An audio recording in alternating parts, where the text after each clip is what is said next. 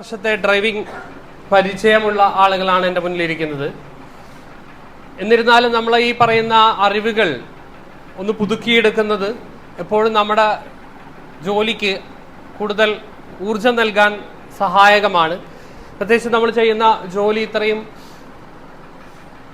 കണിശമായി ചെയ്യേണ്ട ഒന്നായതുകൊണ്ട് തന്നെ ഒരു EIB ഡ്രൈവറെ സംബന്ധിച്ച് നിരന്തരമായി തൻ്റെ ഡ്രൈവിങ്ങിനെ പോളിഷ് ചെയ്ത് വെക്കണം എന്നുള്ളത് നിർബന്ധമാണ്.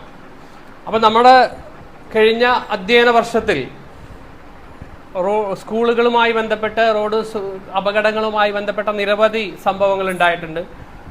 2025 പുതുവർഷത്തിൽ തന്നെ കണ്ണൂരിൽ ഒരു റോഡ് ആക്സിഡന്റ് ഉണ്ടായി. നമുക്ക് നിരവധി റോഡ് അപകടങ്ങൾ ഉണ്ടാവുന്നുണ്ടെങ്കിൽ കൂടി നമ്മൾ സ്കൂൾ വിദ്യാർത്ഥികളുമായി ബന്ധപ്പെട്ട റോഡ് അപകടങ്ങൾ വളരെ തീവ്രമായി തന്നെ നമ്മുടെ സമൂഹത്തിൽ അതുണ്ടാക്കുന്ന ഇമ്പാക്റ്റ് വളരെ കൂടുതലാണ്.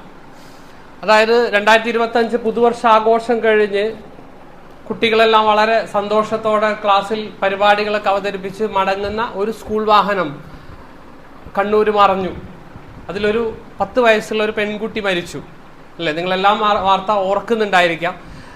അതായത് കലാപരിപാടി നടത്തിയ ആ കുട്ടി തിരിച്ചു വീട്ടിലേക്ക് മടങ്ങുമ്പോൾ ആ ബാഗിൽ ആ കുട്ടിക്ക് കിട്ടിയ സമ്മാനവും ഒപ്പം തന്നെ കുട്ടികൾക്ക് ടീച്ചർ കേക്ക് മുറിച്ചു കൊടുത്തപ്പോൾ അനിയത്തിക്ക് വേണ്ടി ഒരു കേക്ക് കഷ്ണവും ബാഗിൽ വെച്ച് വീട്ടിലേക്ക് പോരുന്ന കുട്ടിയാണ് ആ റോഡ് അപകടത്തിൽ ആ വണ്ടിയുടെ അടിയിൽപ്പെട്ട് മരണപ്പെട്ടത്.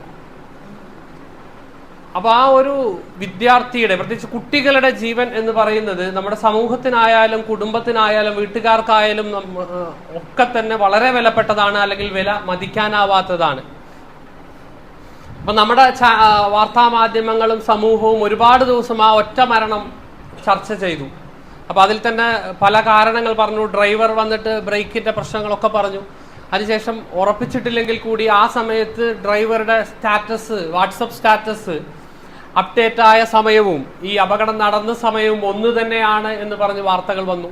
അപ്പൊ അതെന്ത് തന്നെ ആയിക്കൊള്ളട്ടെ, അപകടങ്ങളൊന്നും യാദൃച്ഛികമല്ല എന്ന ബോധ്യമാണ് നമുക്ക് ആദ്യം വേണ്ടത്. റോഡ് ആക്സിഡന്റ് ഒന്നും തന്നെ അപ്രതീക്ഷിതമായോ അല്ലെങ്കിൽ അവിചാരിതമായോ അല്ലെങ്കിൽ ആരുടെയും ഒരു കാരണവുമില്ലാതെ തന്നെ സംഭവിച്ചു പോകുന്ന ഒന്നാണ് എന്ന ധാരണ നമുക്ക് ആർക്കും വേണ്ട. ഈ പറയുന്ന എല്ലാ അപകടങ്ങൾക്കും പിന്നിൽ എന്തെങ്കിലും ഒരു ചെറിയ അശ്രദ്ധയോ അല്ലെങ്കിൽ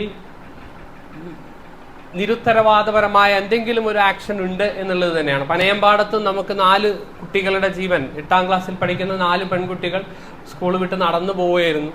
സത്യത്തിൽ ആ ആക്സിഡന്റിൽ ആ റോഡിന്റെ കുഴപ്പം പറയുന്നുണ്ടാവാം, വണ്ടികളുടെ കുഴപ്പം പറയുന്നുണ്ടാവാം,